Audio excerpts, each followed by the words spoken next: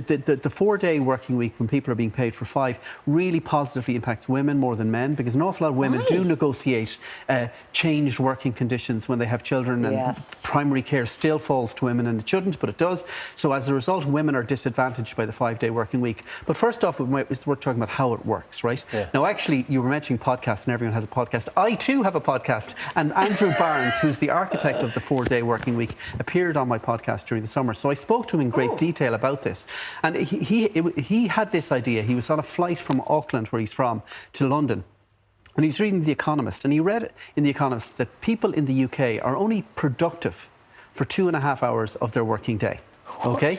Now, and you're going to, how is that possible? You see, you come into work, you sit down, you look at your emails, you have a cup of coffee, you chat to your mates and work. You look at Instagram, then you do a bit of work, and then you go on social media, and then you go for your lunch, and then when they did the research, they figured people were only productive for 2.5 hours in each working day. So he said, hang on a second, if I could get my staff to be productive for 3 hours and 15 minutes every day, I could give them 1 extra day off every single week.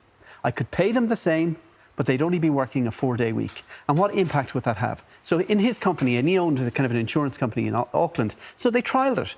And the results were just staggering. People were more productive, they worked harder, the company made more money, the stress levels of the employees plummeted, and it became, the quality of life of everybody improved, because suddenly people who'd never been able to pick up their kids from school were able to pick up their kids from school. People who were in relationships with partners who maybe worked weekends in the restaurant trade could suddenly have the couple could have a day off each in the middle of the week, and they could have quality time together. So it profoundly changed the lives of his employees. So then he became an advocate for it. So they started doing these trials all over the world. And today, the results of a trial that was carried out in Ireland amongst 9 companies has concluded. And it found out that all of the companies were more productive. I think all but one of the companies were more productive.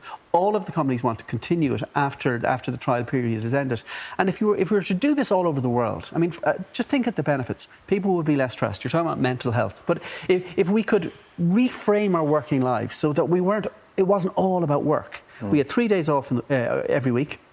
Not only would our mental health improve, our work-life balance would improve, our family lives would improve, we would work harder and better, and we would make companies would make more money, and you'd have 20% more cars taken off the road almost overnight, because people weren't going to work on 5 days, they were going to work on 4 days.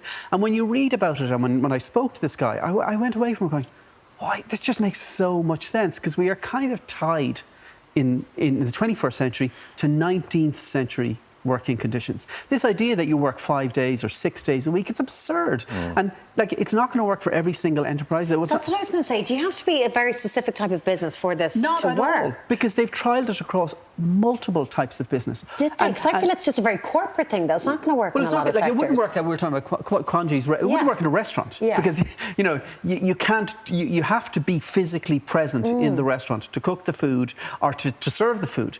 But it will work in it's not going to work in retail, because obviously you have to be a physical presence for a set number of hours.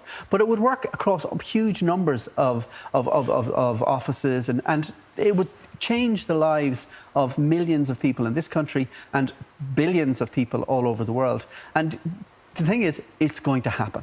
It's inevitably going to happen. The question is, when? And I've never come across a company who've trialled it and who wasn't happy with the results.